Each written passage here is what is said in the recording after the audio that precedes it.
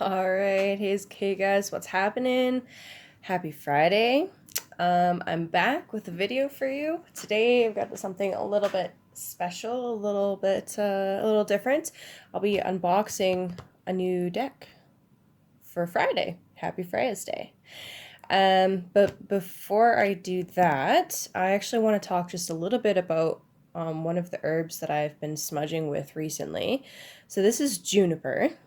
Juniper is from the cedar family, and juniper is really common, really common as like an ornamental shrub. Lots of people have juniper, and it has a ton of healing properties. This is new to me, so sorry.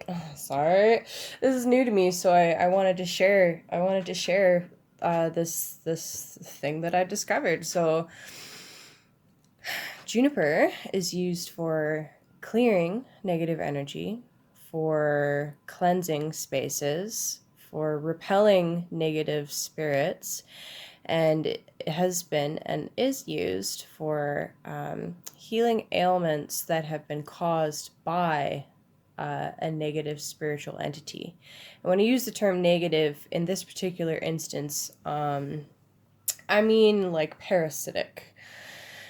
So yeah, I mean there are other things that juniper is used for, but as a smudge, as a smoke, those are some of the basics. Yeah, it's also used as a base for a lot of incense, and that's just a very brief kind of overview. So I started harvesting some juniper because there are a lot of them on this property, and drying them for some smudge.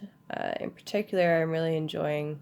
I really enjoy the aroma from the leaves burning. It's really nice. On top of just it, it feels very refreshing. So if you don't have access to sage, or white sage doesn't burn in your area, or you're having trouble getting sage or anything like that, or any you're having trouble accessing or acquiring any other of your like favorite smudges, you can use juniper. Juniper is great. It's an excellent alternative, and has some unique qualities. Oh, of course, I get that dirty. Has some unique qualities that is different and separate from sage. With that said, the other thing about, in particular, clearing negative entities, sage, crystals, candles, baths, salt, all of that stuff is wonderful. They're excellent tools. But overall, they're more of symptomatic relief. So, in addition to using your sage and clearing your crystals and charging them or whatever it is that your practice is, it's also extremely important to work on the entry wound for that spiritual malady or for that particular issue. There's always an entry wound. There's always an invitation that occurs at some point in time, whether you're aware of it, conscious of it, or not. So, should you be, I don't really know why I feel the need to say this, but I guess it's important for somebody's, but should you feel the need to do extra cleansing, extra clearing, extra whatever, because you feel like maybe you're experiencing some psychic attack, or you're experiencing some malady that you think has a spiritual root to it, it's important to find the traumatic entry wound as well and work on that. And that is where the shadow work and the self-healing comes from. And why that's important. And actually, that really ties in really nicely with the theme of this deck, actually. This particular tarot deck is less about divining the future or future outcomes, and more about illuminating what's happening on the inside, what you may need to be paying attention to within yourself and in your own immediate surroundings in the here and now, because that affects everything else around you. So that's interesting how that kind of tied together. I didn't really plan that, but there you go. Anyway, I am a little bit confused about why there's 79 cards in this deck, but we will find out together. As you can see, I haven't even taken the plastic off. I haven't looked at it at all. But yeah, traditional tarot deck is 72 cards. And this one has 79. So that's interesting. So yeah, let's find out together, shall we? Let's find out together. Why 79 cards? And what could that change in the meanings, or in the meanings of the card, or the cards, or the meaning of the cycle of the cards? There's a lot of extremely deep esoteric reasoning into why 72 and why 22 major arcana and all of that. So I'm interested to see what this take is. Also, Osho is a badass, so good times.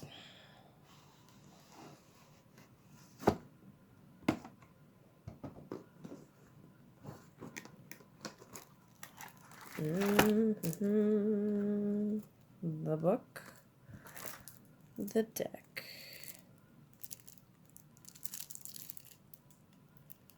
Interesting.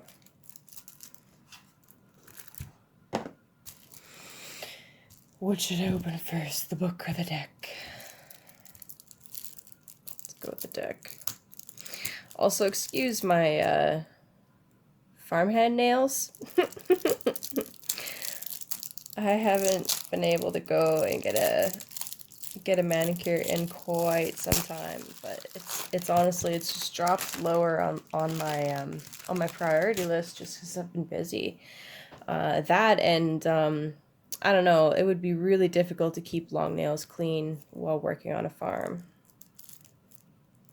which I've been really enjoying, by the way. As much as I loved getting my nails done and stuff, I've also really, really loved working with animals and digging in the garden and connecting with nature in a way that I've never been able to before living in a city. So, alrighty, this is actually pretty exciting. I've never done an unboxing video before. No thingness, nothingness. Interesting. Possibilities, celebration, participation, harmony. Look at those dolphins. Schizophrenia. Ooh, look at this, spanning that void. Oh, it's the tower. Whoa. Past lives. Flowering. Gorgeous. Control. Those pyramids. Fighting. Adventure. This is very different. Guidance. Postponement.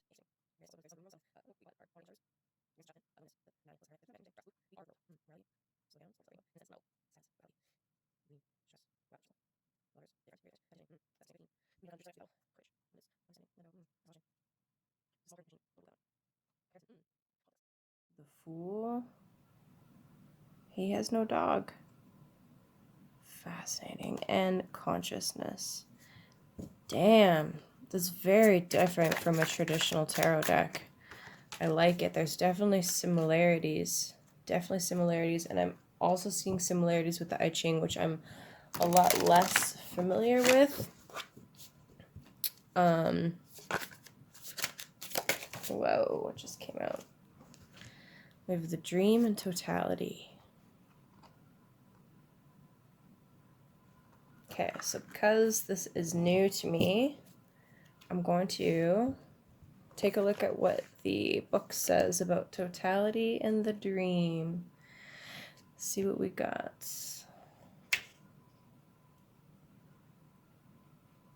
I definitely have the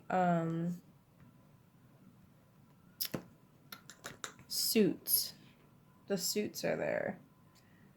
I'm definitely going to need to take some time with this. This is really intense. Okay, before looking at that,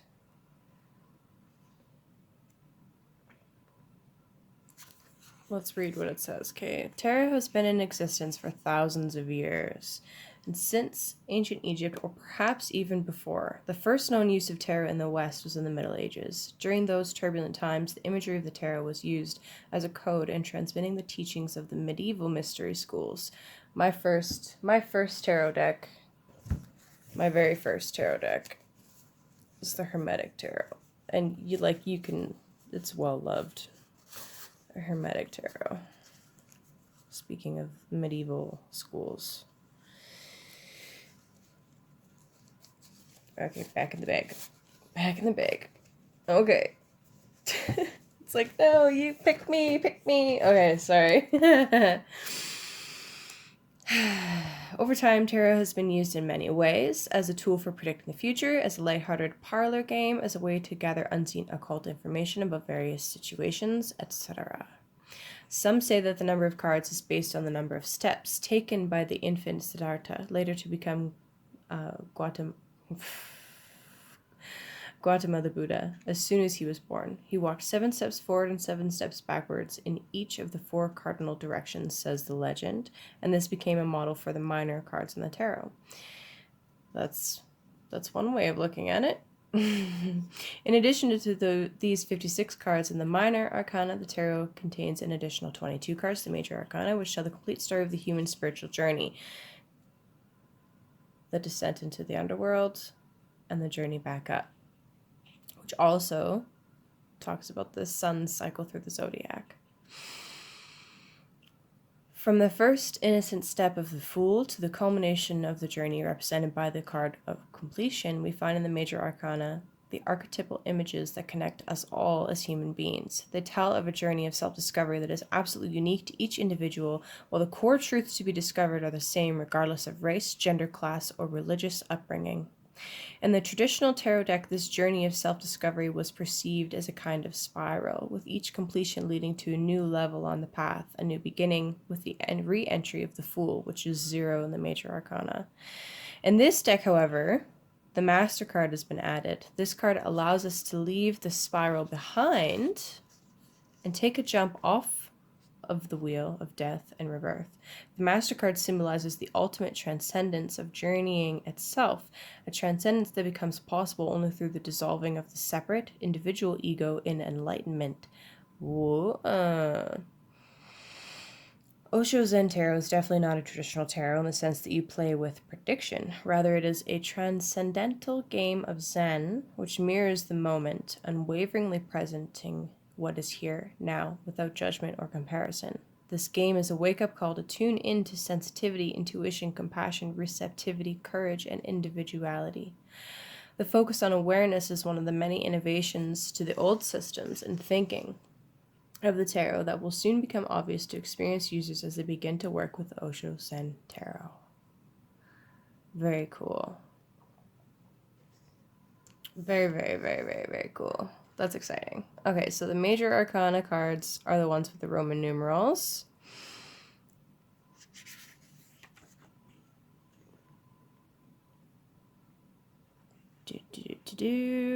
Minor cards. 56 into 4 suits representing the 4 elements, each with a color-coded diamond, the prominent color of the suits. Water have the blue diamond, those of fire, red. Clouds, which would be air, have the gray diamond, and rainbows, a rainbow-colored diamond. Rainbow, clouds, fire, and water. As in a regular deck of playing cards, the suits of the tarot each contain court cards, which have here been stripped of the importance of their aristocratic feudal titles and given names to simply represent the different opportunities for mastery over the 4 elements that they occupy. Interesting.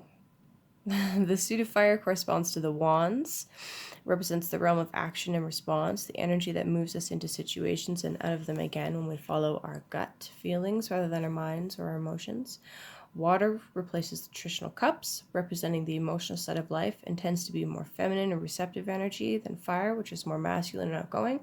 Clouds have been chosen to replace swords, traditionally the suit of air, representing the mind. This is because the nature of the unenlightened mind is precisely cloudy-like in the way it blocks light and darkens the landscape around us. Wow, preventing us from seeing things as they really are. But there's another aspect of clouds that must not be overlooked. They come and go, and therefore not and are therefore not to be taken too seriously. That's so perfect. That's beautiful.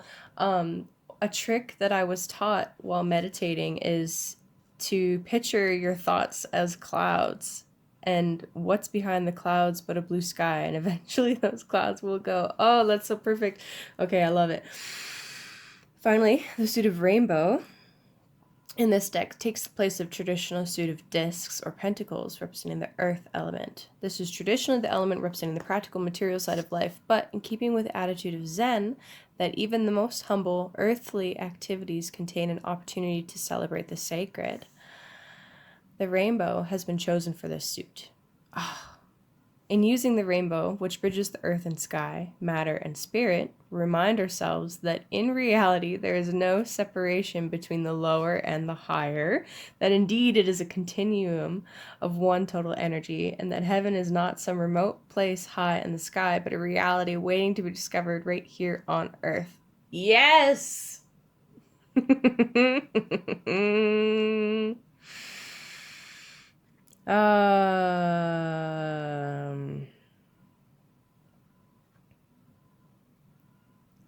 Cool. Okay. All right. So now I want to find totality in the dream. Do-do-do-do-do. Do-do-do-do-do. Do-do-do-do-do. That's really cool. Okay, 5 and 6. Totality. Every moment there is a possibility to be total. Whatsoever you are doing, be absorbed in it so utterly that the mind thinks nothing is just there, is just a presence. And more totality will be coming. And the taste of totality will make you more and more capable of being total. And try to see when you are not total. Those are the moments which have to be dropped slowly, slowly. When you are not total, whenever you are in the head, thinking, brooding, calculating, cunning, clever, you are not total. Slowly, slowly slip out of these moments. It is just an old habit. Habits die hard, but they die certainly. If one persists, they die. Can you imagine if you were doing these trapeze stunts and you were thinking of something other than grabbing your partner's hands? The dream. Okay, so we're in the fire suit. Water. Here we go. So totality in the suit of fire. Oh, I love this deck already. I love this deck already. And the dream in water.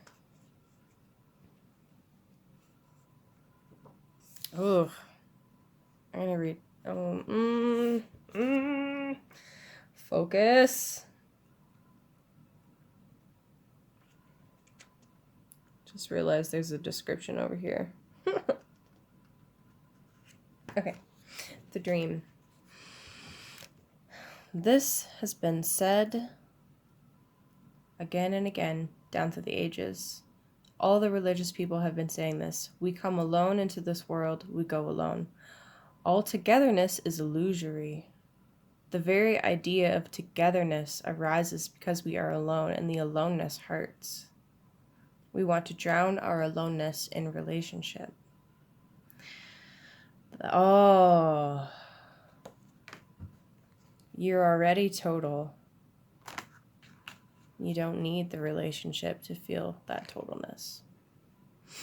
That's why we become so much involved in love. Try to see the point. Ordinarily, you think you have fallen in love with a woman or with a man because she is beautiful, he is beautiful. That is not the truth. The truth is just the opposite. You have fallen in love because you cannot be alone.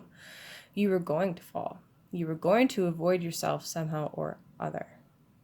And there are people who don't fall in love with women or men. They fall in love with money or drugs or cars or talents or performing or some egoic trap. They start moving into money or into a power trip. They become politicians. That too is avoiding your aloneness. If you watch yourself deeply, you will be surprised. All your activities can be reduced to one single source. That source is that you are afraid of your aloneness. Everything else is just an excuse. The real cause is that you find yourself very alone. And the key here is to see that you are already total, and that maybe you're falling into patterns of pining or dreaming or hoping or fantasizing for some thing or relationship that will make you feel more complete, when in reality you already are complete. And the trick is to see that. Oh, I just want to read this little bit down here. Nobody, whether it's your current mate or some dreamed of partner in the future, has any obligation to deliver your happiness on a platter, nor could they, even if they wanted to. Real love comes not from trying to solve our neediness by depending on another, but by developing our own inner riches and maturity. Then we have so much love to give that we naturally draw lovers to us.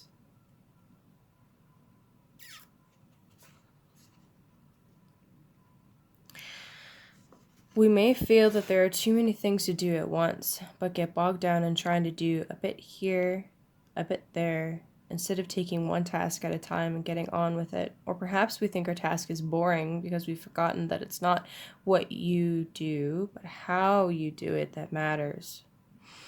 Developing the knack of being total and responding to whatever comes as it comes is one of the greatest gifts you can give yourself. Taking one step through life at a time, giving each step your complete attention and energy can bring a wondrous new vitality and creativity to all that you do. I'd like to pull one more, although I already see a big connection between these two, and I'm sure you do as well. I'd like to pull just one more to complete the picture. So, Osho Tarot. I like this cardstock as well. I really like that. It's not about what you do, it's how you do it. That is how you make the mundane magical. Because it is. Everything around you is magical in its own way. But do you thank the plants as you harvest them? Like right now, actually, there's a giant lilac bush that is blooming outside my window. So the air is super thick with the smell of lilac. I can feel it in my lungs as I breathe. And it's wonderful. And sometimes I get caught up in my videos, doing my videos, trying to just get them done, when I would benefit greatly from slowing down and ensuring that the how is just as important as the what, if not more so. And the same goes for trying to escape. I mean, what is it that you're trying to escape exactly? Is it some pain of realizing that you're not complete? You're not whole? Is it some trauma? Is it some spiritual malady that you need to take care of? One more card to complete the picture, please. We are the world. The 10 of Rainbows. The 10 of Rainbows.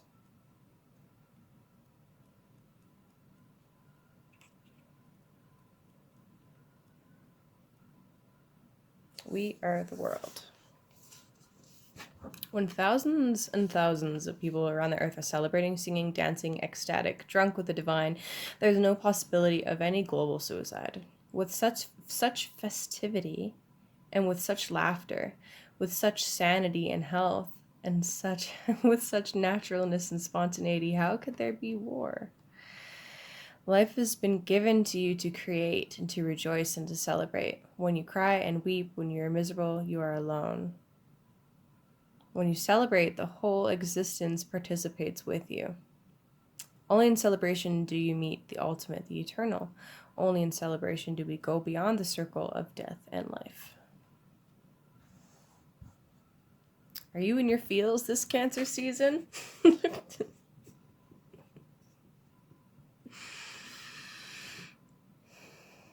When we recognize, oh, this connects really beautifully to the rune manas. When we recognize the common source of our humanity, the common origins of our dreams and our longings, our hopes and our fears, when we are able to see that we are all joined together in the great miracle of existence, when we combine our tremendous inner wealth to create the treasure of love and wisdom that is available to all, we are linked together in the exquisite pattern of eternal creation. This thing and holding on tightly. This is about letting go of what we don't have control over, letting go over outcomes of situations, letting go over trying to get everything done, trying to accomplish everything that seems to be important to our ego in the moment. This is about relaxing into the moment, relaxing into celebrating the mundane, celebrating the how, the beauty that's already present around you. This is about knowing that you are already whole, you are already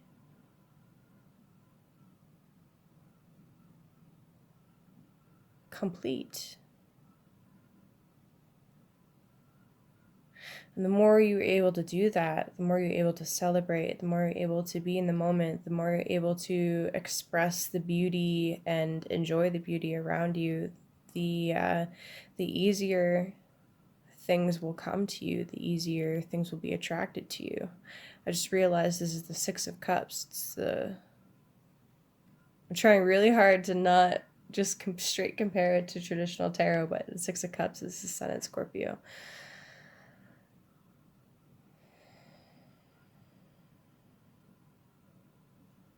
I like it. I feel a really, really calm energy with this deck. Oh, receptivity. Yeah, exactly. Exactly. You have to be open to receive. And in order to be open to receive, you have to let go of expectation and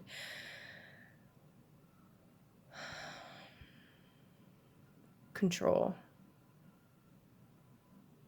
There you have it. Happy Friday. Hope you enjoyed this reading. It's a little bit different from my usual. I enjoyed it, so I hope you do. Peace.